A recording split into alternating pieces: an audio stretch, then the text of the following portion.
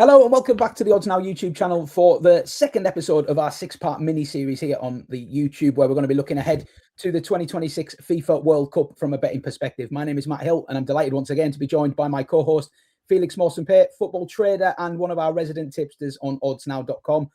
And after we took a look at the outright market in our first episode, today we're going to be focusing on the groups. And Felix, I don't know about yourself, but traditionally with tournaments, I think I've found group betting the most enjoyable element of a tournament, because it just, when you have an opinion about a team, it's so much easier to quantify that into a bet using group betting rather than outright. Obviously, we talked about it last week. You can take an outright position on an outsider and trade it off, but there's so many side markets now that even if it's a minnow that you have an opinion on, that they might win a game or something. I mean, as we get close to the tournament, you can even bet like total points for teams and stuff like that. And there's just a wealth of options in these kind of markets, isn't there?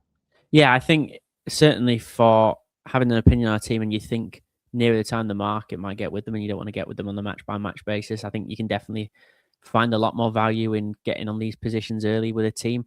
And it doesn't lock you in to a team as well. I think, like you said, there's so many options, points, finishing position, forecasts, all of that thing, that if your opinion on a team does change or team news breaks or whatever, you can be flexible without necessarily having to play the massive price on the outsiders, like you say, and hoping to hedge out or anything. You can genuinely hit some fairly nice price winners in these group markets, and more groups, more chaos. It never goes to the form book, does it? In the group, there's always one or two that spring a surprise, and hopefully we can point you in the direction of at least one of those. That's the plan. That's the plan. We will try our best. So obviously, with the expanded format of the World Cup this year, we have 48 teams, and that equates into 12 groups. Just before we go into that, like, to me, the amount of third place sides going through here is the big flaw with this new format, isn't it? Because we're going to play so many games to lose so few sides, really. So if I did have, I'm not complaining that having more football and more nations to take a stance on from a betting perspective, but it feels like a bit of a lack of jeopardy. Would you agree with that? I think so. I think they either needed to go to 64 and have just the top two in every group, or, and I know people like seeing the last day of the group, go to 16 groups of 3 and have a tiebreaker that's not goal difference. But so if you've got 3 teams that all finish on the same amount of points, or if you've got 2 teams that say you had 2 teams that beat the third team and then they drew with each other, take it to penalties. The people would love that, and it creates more jeopardy than the goal difference and allowing teams to play for a draw or whatever. But the crux of the matter is you've got to have an incentive for finishing top 2 or first if you do the 16 groups of 3. And yeah, to play all that group football to only lose a third of the tournament, it seems a little bit bloated to me. But yeah, and it's like, I mean, the Champions League obviously had format changes, and I think the general feeling is that's been net positive so far. But again, it just, I guess the one thing is it makes it very hard for a top nation to go out in the groups now, doesn't it? Because you've just got so much margin for error. And that may present opportunities, I suppose, in finding group winners. There's a to qualify market, which obviously has a very different look to it this year, because you can kind of finish third with a draw and maybe even still sneak through. So it's, you know, in terms of the to qualify market, I think the only real option in terms of bets is maybe backing outsiders of 4 to qualify here. It's a little bit of an uneventful market versus previous tournaments, but we'll see that as we go. So as we progress through these 12 groups, we'll spend some time on some more than others, shall we say, because some of these are interesting, some of them look straightforward. But we'll go through it alphabetically. We'll start in with Group A then, Felix. I think this looks one of the better groups from a betting perspective anyway. There's interesting sort of stances to take on all 4 sides, I guess. This group contains Mexico, the Czech Republic, or Czechia, as they're now known, South Korea and South Africa. And Mexico are 11 to 10 favourites as we record on the 30th of April to win Group A. South Korea and Czechia, impossible to split at 7 to 2 best price. And South Africa, the big outsiders, at 14 to 1. Felix, when I had a look at this group, I really did find myself gravitating towards Mexico, and I'm actually a little bit surprised that they're not odds on. I think they could go off odds on to win this group. It's not just the quality of the teams here, but also home advantage for Mexico, which I think is a massive advantage for them. They're going to be playing at altitude, which does favour, obviously, the teams that are more used to those kind of conditions. So I think that the big advantage for me in this group is when Mexico play Czech Republic in what could be potentially a crucial game, they're going to have home advantage and altitude advantage, and I think that's a big swinger. I also look at the Mexico squad, and I think they've got, you know, a decent amount of quality combined with their home advantage as well. So for me, a lot to like about the favourites here. How did you see it? Snap. Yeah, it's very much along the same lines of thought. I would have them slightly odds on as well. I think, like you say, the conditions are going to play a massive part for them. But also, I think playing South Africa first could be a really big advantage for them because it's the opening game. They're the hosts. It's going to be all about them. And we saw this with Russia in 2018, who racked up the score against Saudi Arabia. And I can kind of see that game going in a very similar vein. And then immediately that puts South Korea and Czechia on the back foot. And I think I'm not too much of a fan of South Africa, but certainly Czechia and South Korea, like the market suggests, are very hard to split. They could take points off each other. There's no reason why South Africa couldn't spring a surprise. So I think the other three teams could all take points off each other, and that paves the way for Mexico. I think, like you said as well, with the squad, this, I saw a tweet, I can't remember who by, but this could be the best collection of Mexican strikers as a group they've ever had going into a World Cup. I mean, the main three are going to be Raul Jimenez, who's done quite well for Fulham this year, Julian Quinones, who's absolutely tearing it up in the Saudi Pro League. I think he's third in the Golden Boot race, and we know the quality of players that have gone out there. And German Bercherame, who's leading the line now for Inter Miami. So there's definite quality. The reigning Gold Cup champions, they were very impressive in winning that last summer. Yeah, I think it's theirs to lose. And like you say, odds on for me that they do win this group. Yeah, I would definitely be taking a bit of the 11% on Mexico to qualify as quite a strong bet here. And I think that on the flip side of this group, South Africa, as much as I do agree they could potentially spring a surprise somewhere, I do think that to take 6-5 about them finishing bottom of this group is more than fair, largely because of the pedigree, the tournament pedigree of the other three teams, and particularly, if we're talking about Czech Republic and South Korea as being maybe fighting for second and third may well be enough. There's going to be an added importance on their games against South Africa if they are, battling for second and third, to make sure that they get the 3 points there rather than just a draw.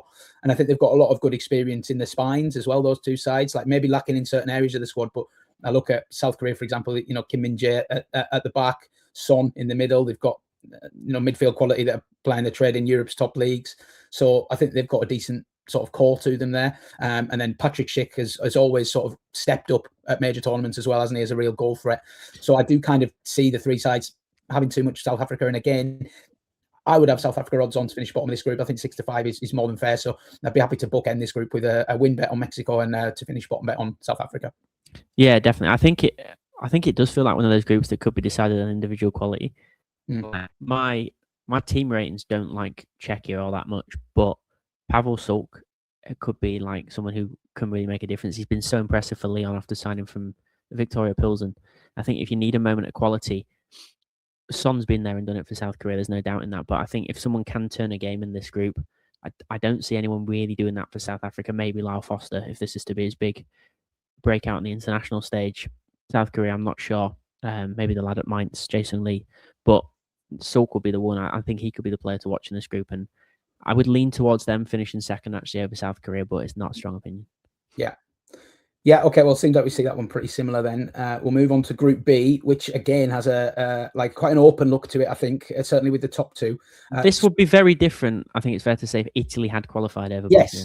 Yes. So just to be clear, Bosnia coming through that playoff, but Italy were huge favs to progress there, and it would have given this group a completely different complexion, as you say. But as it happens now, I think we have quite a divide here between the two top market teams and the two bottom. I am quite a fan of Canada, and I think they could even be a dark horse to win this group. But I think that Switzerland and Canada between them have far more quality than Bosnia and Qatar. I mean, Qatar, just to keep it quite brief on them, obviously they got the 2022 World Cup as a host nation, controversially. They had all manner of preparation going into that tournament to try and make them competitive. There was a feeling that there could even be some kind of foul play with referees to make sure they got a point or whatever, but it didn't come to light. They finished on 0 points. They scored 1 and chipped 7, and it was an early exit for them. And as much as they do have 2 or 3 quite talented players, particularly in sort of attacking areas, it doesn't look like they've got enough for me to compete at a World Cup. So I'm quite happy to put a line through Qatar, and they are 1-2 to finish bottom of this group, which I think is fair. The only reason I wouldn't make that a bet is because I'm fairly equally underwhelmed by this Bosnia squad. To think that Bosnia in the early 2000s looked like they were going to be one of the great emerging nations of European football. They had obviously Dzeko just in his sort of start of his career, but so many good players backing him up there. And I look at this squad now, and it just hasn't kicked on as I hoped and thought it would. Still quite reliant on Edin Dzeko, who's 40 now. and will probably, be the man they look to for inspiration in terms of goals in this group. But I think in contrast, you've got a Canada side here who are making great progress under Jesse Marsh. It particularly impresses me how defensively resolute they are. I think I looked earlier, they've kept 7 clean sheets in their last 9 internationals. So they're barely conceding a goal. They've had friendlies with some really sort of strong pedigree South American nations recently, like Colombia and Ecuador, and held them to goalless draws. I think that bodes extremely well for tournament football. And Switzerland, as much as I've talked them up there, I do wonder a little bit whether the recent results just sort of complement Switzerland a little bit too much. You actually look at the quality of the group they came through. Sweden are in a bad place, I think. I think they've come to this tournament without winning a game in qualifying. Is that right? Yeah, they got in through a very circuitous backdoor via the Nations League finish. Yeah, and obviously you look at that Sweden squad on paper, they've got some immense quality, but they've not been playing well for a couple of years now. I guess they were the chief threat in that group, and Switzerland did come through the group without losing. They've had some decent results in friendlies. I mean, they had a 4-3 loss to Germany, which I thought Germany were worth quite a bit more than the 4-3, to be honest, if you look at the match stats. So I'm certainly not trying to discredit Switzerland, but I would give Canada a squeak of winning this group. Maybe just if they keep it tight in that game with Switzerland, which they look like they're capable of doing. So my bet in this group would actually just be the reverse forecast on Canada and Switzerland. I think it's absolutely rock solid. I don't really see Bosnia or Qatar threatening the top 2. And again, like the price is manageable. I think it's 5 to 6 for them to be the top 2 in any order. Looks absolutely rock solid to me. Felix, I can see you wincing your face when I started going anti-Switzerland. I'm guessing you're keen on them. Not overly. I think the price is about right, but I just think we do this before every major tournament and say the Swiss they're solid, but they won't do much, and they're just a consistent machine at making the knockouts, back-to-back European Championship quarterfinals. Always give a test to teams at the World Cup. I think they are the likeliest group winners, but I wouldn't be betting them. I actually do make that Qatar price to finish bottom quite a good price. I think there's still a massive gap between them and Bosnia. You look at the most recent squad. There's 2 players that play outside of the Qatar Stars League. One plays in the 2nd division in Spain, one plays in the 2nd division of Belgium. They've got one even remotely good player, in my opinion, in Akram Afif, who, to his credit, is a very, very good player. But other than that, it's clutching at straws. And I think there's the shoots of hope in that Bosnian side in terms of Ermedin Demirovic has been brilliant for Stuttgart. Esmir Bajatarovic, PSV, and Kerim Alibegovic for Red Bull Salzburg. I think he's agreed a move to Leverkusen. But those are kind of the 2 young guns that I could see wanting to showcase themselves. It's a very solid squad without being spectacular. But I think they'll still have more than enough for Qatar, in my opinion. I couldn't put you off the reverse forecast, like you said.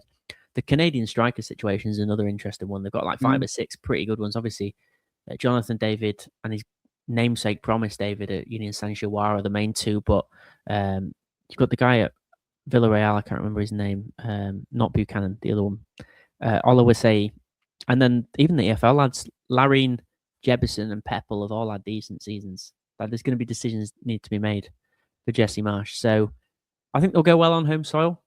If they get to a last 16, so get through this group and win a knockout game, that's a tremendous achievement for Canada. But yeah, a very open group, but the prices are probably about right. Yeah, okay. So price is about right for Felix, and I'm putting up the reverse forecast there. I wouldn't disagree with what you said about Qatar, to be honest, because I looked at I'm quite anti-Bosnia in my head, and I looked at it and I just thought, I cannot trust Qatar to get a result against Bosnia. No way. So I think, if you were rolling up to finish bottom in an accumulator, then definitely get Qatar in there. There's a little bit of juice compared to some of the other minnows, which we will come on to, I'm sure. Group C then, Felix. This looks a little bit more of a cut and dry group, certainly in terms of who will finish in the top 2, I would think. We've got Brazil 1.3 favourites to win this group, Morocco 6-1, Scotland in here at 12-1, and Haiti 500-1. Thanks for coming. Let's be honest with this situation here. Like, I think every nation knows what they expect to get from this group. Brazil and Morocco expect to get 6 points off the other 2 and then have a good contest between each other. Scotland are probably thinking they can beat Haiti and hopefully nick a result off one of the other 2, and Haiti are just turning up and seeing what happens, I think. So I think that this group is pretty simple. The group winner probably comes down to Brazil versus Morocco. Morocco obviously coming off the back of a World Cup semi-final where I was very keen on them in that tournament. Not quite as hot on them ahead of this one, it must be said, but I also have a slight couple of reservations over Brazil as well. So not a group I'd be steaming into. I think it'll be a case of whoever wins that Brazil-Morocco group finishes on 9, the other on 6, Scotland on 3, Haiti on 0. That's where I'd have it. I was going to say exactly. This is, if I could bet on one group to finish 9 points, 6-3-0, I think this will be the one for me.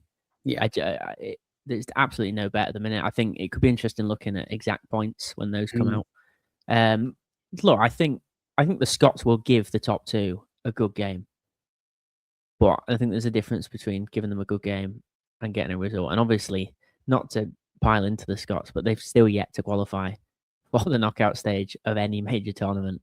Hopefully, they break their curse this time. I think a win against Haiti, racking up the goal difference, hopefully should be enough to see them through as a 3rd place finisher. But yeah, I've got no mass of it. Other than, as we said last time in the outrights, probably being quite cool on Morocco, given the record of surprise dark horses in the next tournament, and also there seems to be some pretty bad injury news around Achraf Hakimi, which would absolutely kill them, I think. Yeah, not a group I've got any strong bets in for now, but that, as more markets appear and we do more episodes, that could change. But for now, the market's got this one spot on, I think. Yeah, I'd agree. No need to dwell on it too much. I think the only thing I would say on Morocco is that I think they're good. They showed at the last World Cup that they're very good at sort of containing teams. So I think it'd be interesting. It'd be an interesting early match to watch with the long game in mind, watching Brazil-Morocco, to see how Brazil can break down a stubborn and solid defensive unit. So that'd be the game to take away from that group. I wish Scotland the best getting through. They really, if you can't get through, if you can't give Haiti a pasting, you don't really deserve to be in the knockouts of a World Cup, I'm afraid. So a good chance for them to do that. Anyway, Group D has the hosts in it. This is an interesting group. USA 6-4 favs, Turkey 9-4, Paraguay 4-1, and Australia 10-1. I mean, Australia a couple of times have come in as absolute rags at the World Cups and got some good results in the group. So you couldn't completely discount them. The other 3, the market hasn't got a lot between them. I think the USA, it's fair to say they're favourites largely due to the home advantage, which is, I think, a lot of good judges seem to be factoring in this home advantage as a massive thing in this particular tournament. I've already made the case for that being for Mexico and for Canada. I just got a little niggle in my mind about the USA. I don't know what it is. I don't know whether this home advantage could go the other way a little bit if they don't win the first game. Turkey and Paraguay are 2 interesting opponents because on paper, they'll fancy the job, USA, of beating both of those sides. But they're very dangerous sides as well with their own weapons, aren't they? And I think, Paraguay have obviously come through quite a tough qualifying route to get here. Turkey feel like a nation that have been in a negative cycle for a long time and are maybe just coming out the other side of that negative cycle. Certainly got some very exciting individuals. How do you see this group, Felix? Because I feel like there's a bet there, but I'm struggling to absolutely nail my colours to the mast on it. Well, I have nailed. This is my nap of the group stage. Right. Paraguay to win Group D. Like you said, I think there's just going to be more and more pressure applied to the US team as we get closer and closer in the build-up, and they're hosts, but they're not playing first, so that build-up is delayed. Look, I know they didn't send a full strength side to the Gold Cup last summer, but they absolutely S-housed their way to the final and got outplayed in it by Mexico. It's a squad that looks great on paper, and they've obviously got one of the best managers in the tournament as well. But I just don't know how it all fits together. Look, they've got some very impressive friendly results. Their last 3 friendlies, they've beaten Australia and Paraguay, and then they thumped Uruguay. It wasn't a full-strength Uruguay side, but I'm just, like you, there's something in the back of my head that's going, this could just all implode. Look, I think they'll get through the group, but I would not be backing them to win it at those prices. As for the Turks, I watch a lot of these guys week in, week out as part of my day job. They're a very solid side. They did well to finish runners-up to Spain in the group stages, and then came through a couple of tricky tests in the UEFA knockouts. I think they beat Kosovo, didn't they? Before that, in the semi-finals, they knocked out Romania. So, 2-1-0 wins, got the job done fairly efficiently. I think Akhter, Koglu and Goulet and Kenan Yildiz, that front 3 is going to be absolutely massive to how they go. The rest behind them are very functional without having much star power, but that front 3 is huge. But again, I'm not sure if there's something in the back of my mind where it could just implode for Turkey. The defense is quite old. It's experience, but it's not got a lot of pace. I worry about that. And so at the prices, given I don't make much of a difference between the three, and Australia are quite clear outsiders, I have to play Paraguay. It's not a squad on paper where you go. There's a lot of big names. There's the odd one. Almiron's still knocking about. A couple of good Premier League players, Alderete and Diego Gomez, who I think has been another excellent find for the Brighton scouting system. And Julio Enciso as well has gone out to Strasbourg and done quite well out there. But I think they're very solid. They had a very strong qualifying campaign, like you say. Even when they faced the bigger sides, they weren't losing out to much. Like their last 4 qualifying games, comfortably beat Uruguay, lost 1-0 to Brazil, drew with Ecuador, who, as we said last time, a very, very worthy dark horse, and then beat Peru. Friendly results have been mixed. Not going to read too much into those. But I just think the conditions aren't going to affect them too much. And at the prices, given the 3 of them could all take points off each other, they've got to be my best play. Okay, I like that. Anyone that's going a little bit outrageous with the nap, I like that. And to be honest, I totally see it. This feels like a group to attack for me. Like I said, I just couldn't quite settle on where, but I think you've definitely talked me into Paraguay. I'm going to go away and have a little more look into that. Yeah, some people that I follow that I really, really respect the opinions of are quite pro USA, and even saying about taking a stance on the outright market. And it's a weird one. It's a little bit juxtaposing here. I could see the case for getting USA onside outright for a small stake, just in case they kind of snowball. But on the other hand, it could go wrong quite quickly. I think the first game is absolutely pivotal for USA. And like you said, there is something about not having the first game of the tournament, despite being hosts, that it just takes a little bit of the gloss off, doesn't it? Because the eyes of the world aren't on you the same. There is a lot of people who will watch the first game of the World Cup because it is the first game of the World Cup. And the attention just mellows a little bit, doesn't it, after that? It just has a little dip. And it's going to be a very intriguing group to watch unfold, because I kind of see cases for all of them. But we'll see. Anyway, we'll see how that one pans out. We'll move on to Group E. And this one on paper looks more clean cut, but I think anyone who watched our outright preview will know that we're not gonna say that. We've got Germany 2-5 favourites to top Group E, Ecuador at 9-2, Ivory Coast 8-1, Curacao, whatever price you like, at 200, best in the market at the moment. I'd probably put another 0 on that for you if you're interested. You'll get matched a bigger on the exchange, definitely. Yeah, you definitely will. Yeah, not sure why you'd want to, but crack on if you do. And then the qualified prices, Germany and Ecuador, massive odds on. Ivory Coast 1-4, just because, similar to what we said with Scotland, you'd expect them to wallop Curacao and get the goal difference up, and 3 points with a good goal difference will probably be enough. And then, so Felix, we've already touched on Ecuador. Anyone that's watched the outright first episode, we both like them as a dark horse at 3 figures. We don't need to wax lyrical in detail about them again, but I definitely think at the price, I'd much rather be on them than Germany. 100%. Like I said last time, for me, this will come down to them getting 6 points off the other 2 teams, and then they play Germany last. And goal difference dependent, or if Germany rotate or whatever, they've got a very good chance of getting a draw or even sneaking a win and winning that group. And I think if they do, the draw would open up massively for them. And conversely, it would create a draw of death if Germany were a second place side.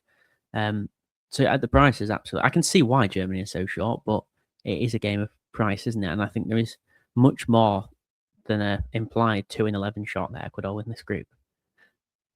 Yeah, I think without going too far off piece, like some people don't get that mindset, do they? They just want to know who's going to win, and I just want to back winners. Give me a 12-fold group backer win. Yeah, literally, I just want the winners of the group, so that's fine. But like the easiest way to explain it is if it's a head or tails coin toss, you're not going to have a bet on it evens either way. But if I'm giving you 5-1 on a head and 1-10 on tails, you're going to back it, aren't you? And sometimes price, you do have to draw a line with where you expect the value, even if you think Germany are the likeliest winners. To me, there is no way that Ecuador are a 92 chance to top this group. So I've already backed them. I wouldn't say I won't back them again. No. Like I really do think I make them about 2-1. Yeah, I do as well. Yeah, I think there's a massive bit of value there. But can't wait to have egg on our faces there with that one. We're both very bullish on Ecuador. So if you can't be bullish for a World Cup, when can you be bullish, eh? True that. Yeah. Okay. Well, we'll move on to Group F, which has the Netherlands in it as group favourite. An interesting little dark horse potentially in Japan, who I know a lot of people are quite keen on. Sweden, already discussed them. Don't know how they qualified, but they're here, and they do have some serious threats in their squad, certainly in terms of individual quality. 5-1, and then Tunisia rounding off this group 11-1 to top the group. So 11-1 outsider in Tunisia suggests that it should be a competitive group, but I don't know. I think the Netherlands will. Netherlands normally are pretty, in recent times, been pretty reliable at this stage of the World Cup, haven't they? Yeah, they do generally tend to turn up in the group stage. I think the only time in the last sort of 20 years they've gone out in the groups was that group of death at Euro 2012 when they were in a group with Germany, Portugal, and Denmark. So you can forgive them for that. I make them the likeliest group winners, but I just think the 8 to 11 is a little bit short, given they have maybe they won't employ at the group stage, but it's a lot of names, and I don't know where the cohesion comes from. I think the back line is very good, but I'm not sure what the exact midfield composition is going to be. And a few of the midfielders are out of form. Like, I don't think Gravenberch has had a great season. Frankie de Jong's been in and out of the Barcelona side. Reinders started great at Man City and tailed off a little bit. Yeah, it's very strong on paper, like you say. And yeah, I'd expect them to win the group, but I think they'll be given a scare. And I think a word on Tunisia, they always make group games hard work for whoever they're playing. They've picked up a couple of results in the last 2 World Cups. I mean, God, it was only 2 World Cups ago that England needed a stoppage time winner against them in that group with Belgium and Panama. And then they beat France at the last World Cup. Now, France heavily rotated, understandably, because they were already through, but they will make this attritional for the other three sides in the group. And I can't decide yet whether I want to back them to go through or if I want to back maybe Sweden to finish bottom and see if they can pick up a result against them. But that's kind of the way I'm leaning, is a bit more of a pro-Tunisia angle against Japan and Sweden. Yeah, I would concur with all of that. Like, very easy to just underestimate Tunisia here and put a line through them. But I think the market gives you a good clue there that they're not like dogs to be just like written off. They're like you say, they've played top nations in the last few tournaments and ran them very, very close. So even if I don't particularly want to be steaming into them to qualify, I don't see them getting rolled in games. I'd happily be getting with them on handicaps if the numbers were right, like to keep things tight, and maybe unders as well. Very well organised unit, as a lot of these sort of African sides tend to be. So yeah, looks fairly straightforward to me in terms of Netherlands winning the group, and then take your pick from the other three. I'd be, like you, a little bit anti-Sweden. There's just a little bit of trepidation that they do have match winners in the team that could just hurt you at any one moment. But yeah, not the most like thrilling group, I don't think, but should be some entertaining games in there nonetheless. Well, on to Group G, where we have Belgium as very strong favourites here, 1-2 to top the group, and then much of a muchness in behind in many ways. Egypt are 5-1, Iran 13-2, New Zealand 25-1. Felix, I don't know if you have strong feelings about this group. I mean, I'm quite anti-Egypt, if anything. I think that they've made them stand out second favourites in this group. I'm not sure about that. Like, Egypt to me are a team that they've got the Salah factor, obviously, but then you've also got to remember that Mo Salah's not like, he's not done a lot this season. He seems to be regressing. He's planning his move to the Middle East, and yes, he's finally getting his chance at a World Cup. But when I've seen Egypt play like AFCON and stuff, it never seems to like dazzle. He never seems to dazzle, and they seem to be a team that are perennially probably underachieved versus expectation. And I think Iran are actually, obviously, you don't know what's going to happen with Iran. Like, they're probably not going to play in this World Cup. And if they do, the preparations have not been ideal, shall we say. New Zealand, big outsiders, but can compete, can make games awkward. Very nearly qualified out of their group. Would it be 12 years ago now? 2010, they drew all 3 games. Drew all 3 games and didn't go through. So they went out undefeated in the World Cup. Only side in that tournament, by the way. Yeah. Spain lost their opening group game. Yeah, so there you go. So the only undefeated side of the 2010 World Cup. Well, we all know that they haven't got the strength in depth, New Zealand, but they have got a couple of players who've played at the top level. And if Chris Wood's fit, he's a serious goal threat, isn't he, against these sort of lower to middling nations? So I don't know. If I was doing anything in this group, I think Belgium are absolutely rock solid, by the way. Like, if you want to roll them into a group winners accumulator, definitely do that. But I'd be a little bit anti-Egypt versus the other two, but obviously we'll see how the Iran situation develops there. Yeah, much the same thoughts. I've got a little 4-fold group winner accumulator that I would be putting Belgium in. Like you say, I think 1-2 is a very, very fair price on them to top this group. I think they'll do so without really breaking a sweat. The Egypt one's interesting. Like, Salah is not massively revered in Egypt because he's not done much with the national team. Like, we've got to remember, this is a side that won 3 back-to-back AFCONs in the late 2000s. Salah is yet to win an AFCON.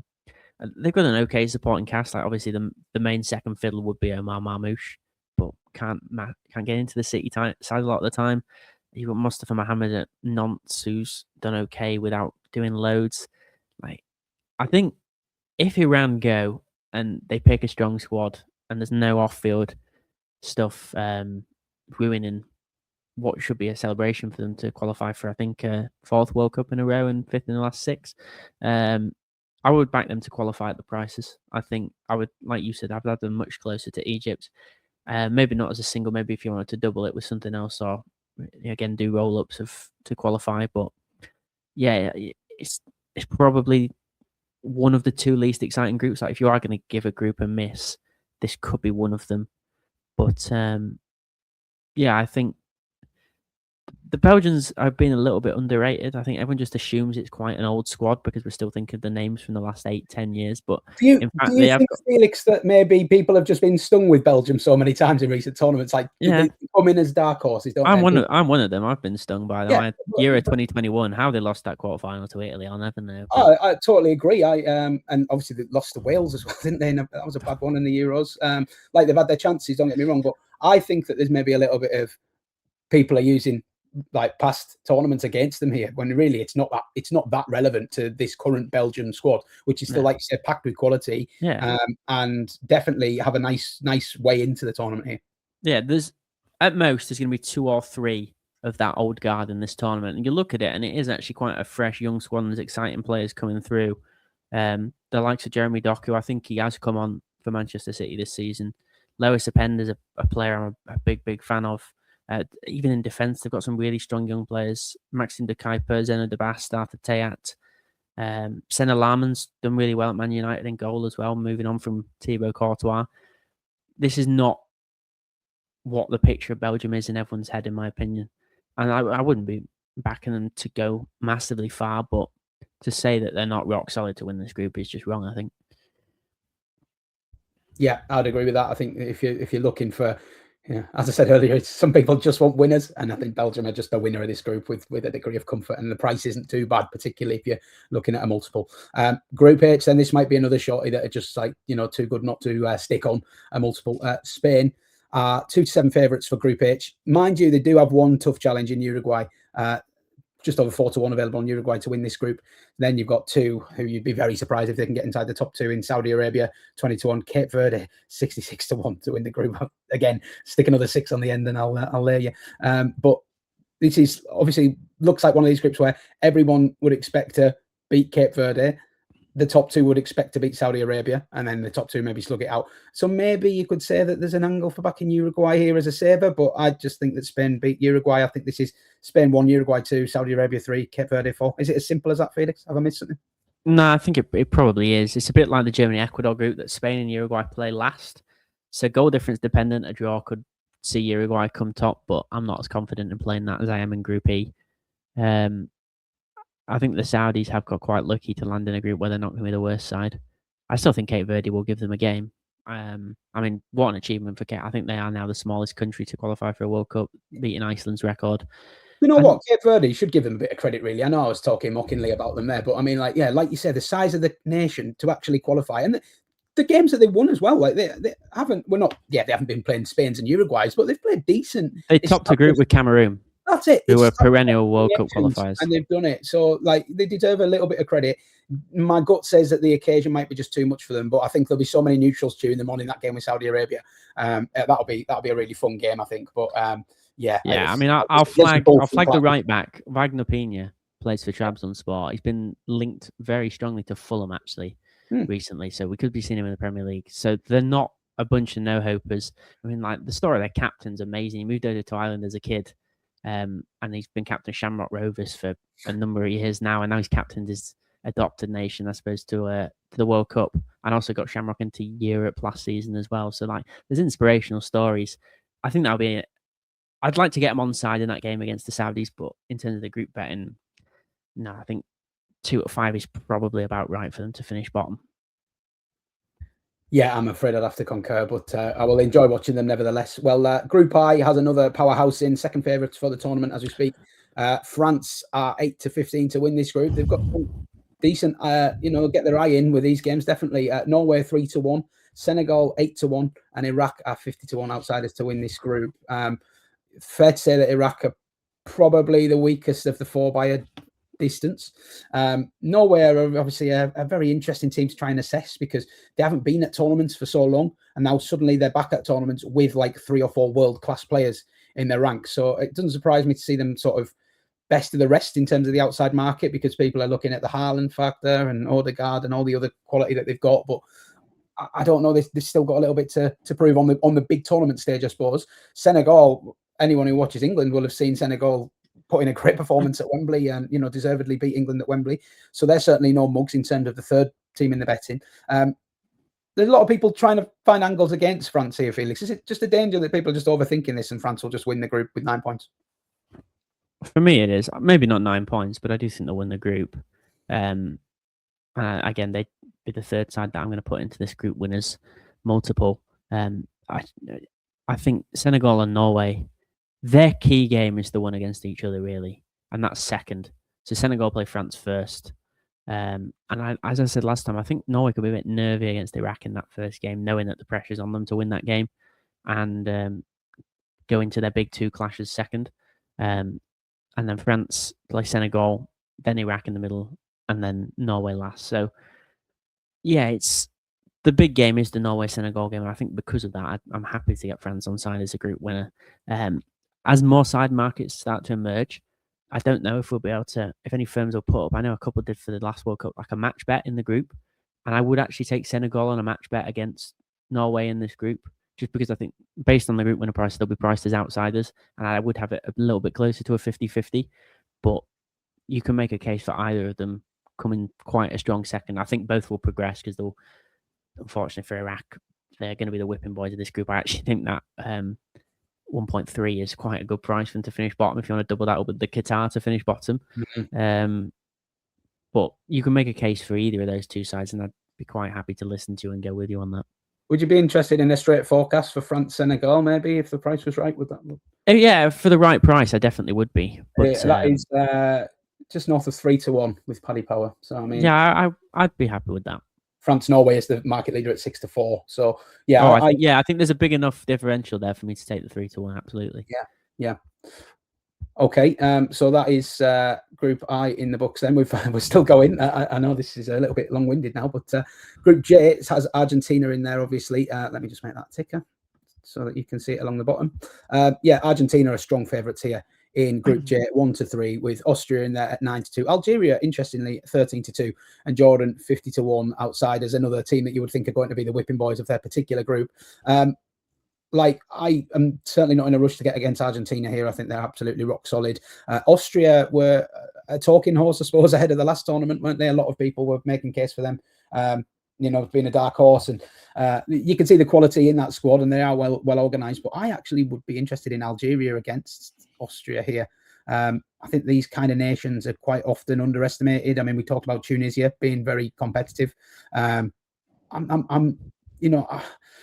If there's a differential here between the two prices like that, then I'd perhaps lean towards Algeria for second place. But again, it's not a group that massively appeals to me from a betting perspective. I don't know what you've got to add here, Felix. No, this would be my other one, like the Belgian group, where if you're going to pick a group to give a miss, it would be this. Argentina, I think that's a great price on them to win the group. 3's on. I'd be looking at getting on the 9 points. I know they lost to Saudi Arabia last time, but that really was a fluke. They are generally very, very strong in World Cup group stages over the last 20, 30 years. So I think 9 points on them would be an enticing proposition. I've not got massively strong opinions over either Austria or Algeria. I mean, Austria benefited from a very, very weak qualifying group. They were in with Bosnia, Romania, Cyprus, and San Marino. They were somehow seeded in that group. So full credit that they came through it to reach a first World Cup since 1998. But it's a very Bundesliga heavy squad. And again, they are fairly solid, reliable names that you look at, but there's no massive star quality. I mean, the one or two I would look at would be Christoph Baumgartner has been exceptional for RB Leipzig. And then they've just had a couple of players switch nationality to Austria. So Premier League fans might remember Kani Chukwuemeka, who was at Chelsea and Aston Villa. He's now at Dortmund. He's now cap-tied to Austria through one of his parents. And Paul Vanner, who was on loan at Heidenheim last year. Was quite impressive. Now at PSV, he's also switched allegiance, having come up through the German youth sides. So there's not a lot that excites me about them, and I wouldn't be too against you there and looking to maybe get Algeria on side, maybe in the straight forecast again on Argentina, Algeria. Mahrez still going, still the standout name for them. Outside of that, our Chiche at Schalke has had a great season as they look to get promoted from the second division in Germany. Ibrahim Marza at Bayer Leverkusen has kind of made his way into their side this year as they've transitioned out of that double winning side from 2 years ago and has been quite impressive. Issa Mandi at Lille as well. Like, there's decent names that play for some of the best sides in the top 5 European leagues. But I agree with you. Like Tunisia, the games don't tend to be very open, quite attritional. I'm not sure if that suits Austria. So again, that's the third game in the group. So by then, it's likely that they would have both beaten Jordan, both lost to Argentina, and that would almost be a shootout for second place. But a draw might be enough based on other results. This is one of the later groups to play, obviously, so they might know some of the permutations by then. So not a massively strong opinion other than Argentina to win it, but I like your angle on Algeria, definitely. Yeah, and for those who are liking the idea of getting against these minnows, Jordan, I should have typed on there a 1-4 to finish bottom of this group, which again is probably a squeak of value if you're rolling them up. But there's not too many up on that particular market yet, so we'll have to keep an eye on that in the coming weeks. Well, Group K features Portugal, who Felix gave a strong mention to in our outright preview. They're 1-2 to top this group. They've got some challenging fixtures coming up, though, potentially. Colombia, always a dangerous side in tournaments, 14-5 to finish top here. Democratic Republic of Congo, I'm looking forward to seeing them. They've got some interesting players in their squad that I think they could be a fun team to watch here. And same for Uzbekistan, like making their World Cup debut. I think we touched on it a little bit maybe in the outright preview, but had great success at youth level and really do appear to be an emerging nation. Obviously, they've got like one particularly household name in their ranks, but I think a team that neutrals are going to enjoy watching as well. And as much as I think a lot of people would have made the joke of saying, like, can't wait to set up for Congo versus Uzbekistan, that could be a fun game. Like, that could actually be a good watch. And I think, Portugal, worthy favourites in this group. Colombia offer stern opposition. But I think the two outsiders, as much as they might be pushing it to get into the top 2 spots, they're going to be fun to watch. Yeah, I think so. I really like this group. I have got 2 quite small bets in it. I would be backing Colombia to win the group at that price. I know I'm quite a fan of Portugal to win it, but I think this will be a stern test, and I think they could actually have an easier last 32 and last 16 game than that Colombia tie. I am quite fanciful on Colombia, and it's a shame 2 of my maybe 4 or 5 strongest outright fancies have landed in the same group. And again, it's that last group game where they play each other, so I would expect them to maybe pick up maximum points between the start of the group and that clash at the end. And again, in a one-off game, Colombia have got match win. Luis Diaz has been unbelievable for Bayern Munich this year. He's going to be so crucial to them having a good tournament. And the other Luis Suarez as well, like banging in goals for fun out in Portugal for Sporting. So I think that's very much a price play. The other one would actually be the DRC to finish bottom. I would make that closer to a pick-em between them and Uzbekistan. And I think what sways it is I think it could come down to goal difference. I could easily see a world where those 2 draw and get a point each. And I just think Uzbekistan will be a little bit tighter in those games against the top 2. And for that reason, I would make that 17-10 quite a nice bet to finish bottom. I don't know if you've got any thoughts there.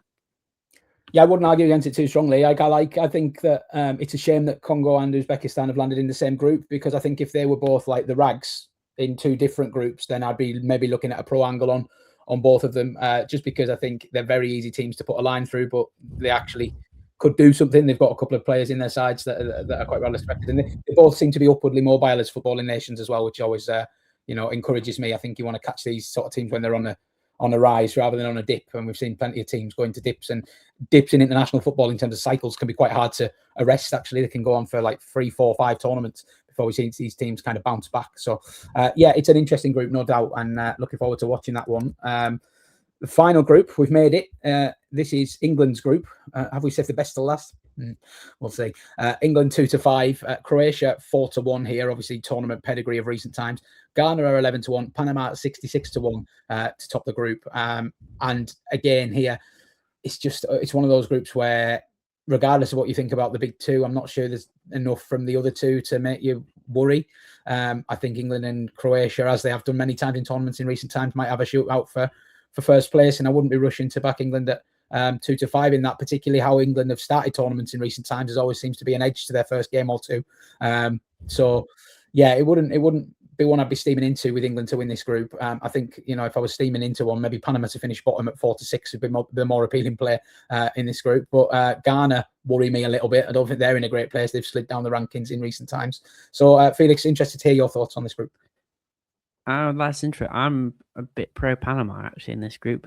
I've not made my mind up if I want to play the 5-2 to qualify or the 9-4 on Ghana to finish bottom, because you're always playing a bit of a lottery with that third place going through. But I think the conditions will suit Panama a little bit better. They don't tend to get whooped. I mean, I know we whooped them 6-1 in the 2018 World Cup, but the recent results, I know they're playing pretty naff teams in the Caribbean qualifiers, but they've lost one game in the last year, and that was a 1-0 loss to Mexico.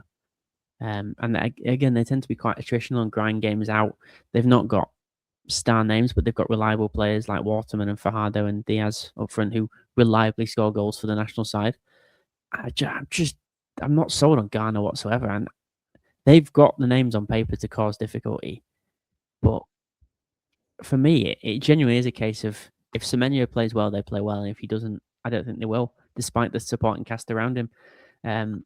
So yeah, it's a bit of a pro Panama angle. How I'm going to play that, I'm not fully decided yet.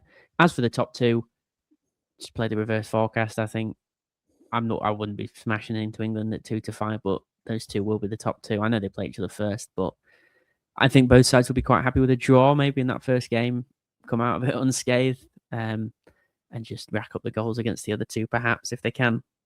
Yeah, I think that reverse forecast England Croatia is 4-6, which looks a bit of a gift, doesn't it? To be fair. Yeah, there's going to be loads of ways to play these groups as more markets come out in the coming weeks. But I think, we've given a fairly good steer on how we see each one. We have concluded the groups finally, Felix. So just to wrap this episode up, if you were having one bet on the group as a whole right now, what would that be? I know you mentioned a fourfold. Can you give us that fourfold? So the fourfold would be Mexico, France, Belgium, and Argentina to all win their groups. That pays about 4-1. But obviously shop around for that. But yeah, it's 5.09 with Bet365 when I checked this morning. And then the best single is that Paraguay to win Group D. Okay, love that. Well, I'm going to go for Mexico to win their group as my nap here at 11-10. I think that goes off odds on. And I think they do it with comfort. I might even back them for 9 points when the market comes up. I really do think that the home support coupled with the caliber of the opposition, I think it's very, very doable, and you could get a nice price there. So that will be my nap. We're going to keep adding to our World Cup portfolio as we go, and maybe after next week's episode, I'll just knock up a little graphic to sum up kind of what we've tipped up as our main fancies thus far. But I hope you're enjoying our World Cup preview pod. If you are, please do drop us a thumbs up, and don't forget to hit subscribe to the Us Now YouTube channel. It helps us grow. We're getting close to 1,000 subs. It'd be great to get there before the start of the tournament. Let us know what your best bets are in the World Cup group stage as of right now in the comments below. And me and Felix will be back next week for the third of 6 episodes in this World Cup mini-series. Thanks for watching, and we'll see you soon.